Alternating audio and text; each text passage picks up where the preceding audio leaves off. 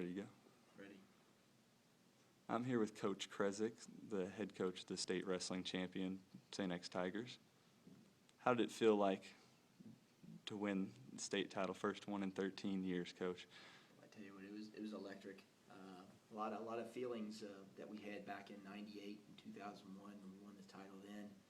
I felt those same feelings this year. It was sort of as we approached the end of the season, we started to get the feeling that I just don't see these guys losing. I don't see them letting anybody down. You know, there's a pressure there that kind of builds, and I think on Friday night, you know, we about mid-season on, we were preaching to them how much we believed in them, and giving them confidence and instilling, you know, our belief in them as a team. And I think the more tournaments we won, they started feeling that. We had beat Campbell earlier in the year. We had beat Union earlier in the year, but without some of their studs.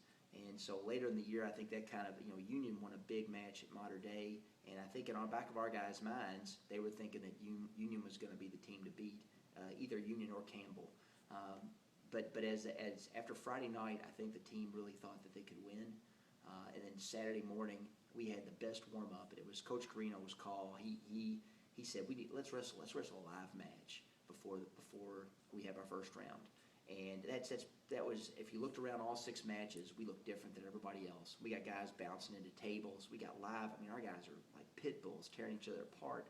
And other guys are in, easy out, you know, warming up their bodies. Whereas we had a good hard warm up, and then we busted. And I really think that did 2 things. I think it got rid of a lot of nervous energy. So the nerves kind of dispersed, and I think it also let our guys, you know, opened up their lungs. Got the blood flowing. I mean, we had a heavy sweat on every one of our athletes, and I just felt so confident after that. I know they did. They picked up on that too. We were like, we're ready. We're hard ready. And they went out there and had a great quarterfinal round, which led right into the big semifinal round, which 6 guys into the finals it's a rare occurrence. I mean, I think Trinity did it back in maybe '89, I think. And I know Hopkinsville, maybe back in the early 80s, qualified 8. But normally when you do that, tournament's out of reach. But to the credit, it shows you how tough Campbell and Union were to be right there on the heels of us. And at that point, I think our guys were like, we can win this after the semis. And, oh, man, I mean, I must have went in the bathroom and prayed I don't know how many times. And we really, Coach Carino and Coach Knable all season long, there's a lot of things we can't control. That we call it the supernatural, and you know, we can't control officials, we can't control you know, the opponent, we can't control, you know, gosh, we want to get in our minds of our athletes and, you know, and control their spirits, but you know, to an extent we have control over that. But there's so many things that we worry about that we can't control, and we really just need to focus on the things that we can. And anything we can't control, and we taught our guys this, pray, and we just give the supernatural to God. Let God handle that. And I think throughout the course of the season, that was something that we just kept relying upon. You know, hey, fellas, look at all these things that we couldn't control the draw. We couldn't control, you know, the flip of the coin, you know, but you know what? If this happens, this is what we're going to do. If this happens, we're going to attack. I just think that bred a lot of confidence into them. I definitely think it was a spiritual thing. You know, Coach, you know, all the guys, you know, they said how it was insane, it was electric, it was extraordinary, it was all those things. But for me, it was a powerful experience to see a group of young men who didn't have that thought in their head about winning a state title over 4 years begin to not just believe in each other, but believe in themselves, and to do that with a belief in God, with faith, and it's all intermingled. You know, that's sort of the beauty of Catholic sports education, anyways. Is you know, God, spirit, mind, and body. You know, though it's sort of the holistic approach to coaching. And if we take care of all of those things, we can take care of the body. We can keep pumping positive thoughts in their minds. But you know, just pray to God. You know, if you get nervous, and everybody gets nervous, pray to God for guidance. And after you've done that, is there anything else that you need to do? No, not really. I'm ready to go.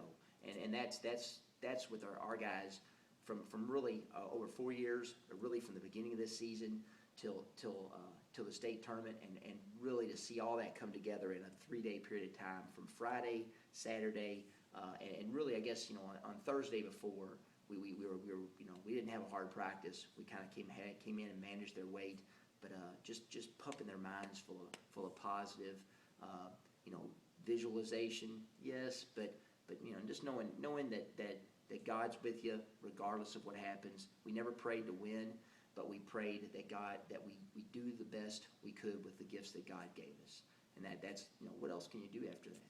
So that was the experience for me, to see all that come together, see it in their eyes. I mean, after we won, it was like a retreat. Guys are crying, guys are hugging each other, you know, and it was awesome. You know, the families, moms and dads are in tears in the stands, and you know, it's just, but that's a credit to the emotional, physical, mental discipline and hard work that goes into this sport, because this sport pushes you like none other. You know, there's no other sport in basketball. You know, they worry a little bit about what they eat, but you have to eat, sleep. You got to be sharp in the classroom. I mean, we have to do. There's so much more to wrestling than just going to practice and working hard. And you know, it's a credit to St. X. It's a credit to Catholic school education. It's a credit to the great mamas and papas that we have, because we got to have good moms and dads take care of such wonderful young men. And the credit to the coaching staff. You know, the hard work and sacrifice you heard Coach Carino talking about. I mean, we have families too, and you know, for me, I'm lucky. I have sons that are involved in River City. You know, I have 3 boys wrestling. I have one that's a stepson now. Who graduated here last year and now is a freshman at U of L. But my sons are coming into the program, whereas Coach Carino's got a little girl and a little boy who will be in this program one day. His son will, and who knows what Xavier will want to do, but he spends a lot of time away from his family, just like Coach Knable. Coach Knable's got a baby girl, little Grace, and they're expecting another baby here. And anyway, it's just awesome. But that's a lot for coaches to give up, you know. But there, when you see something like we saw this weekend, and the things that we shared all season long, I mean, there's a lot of reward in that, and I think that was sort of a well-earned reward for everybody that's involved with the St. X Wrestling family. I think we can all agree it's a great job and everything. What's the future of the program look like now? What are you thinking about that now? Or are you still thinking? I mean, almost. You know, from the moment we left the state tournament, you know, we were just kind of breathing out a sigh of relief. And Coach Knable's already writing down the roster for next year. You know, who's going to fit in what weight he thinks, and you know, that's the way great minds think. You know, great coaches think that way. You know, they won't ever waste a second. And I think our mantra all year long was never win, but it was improve.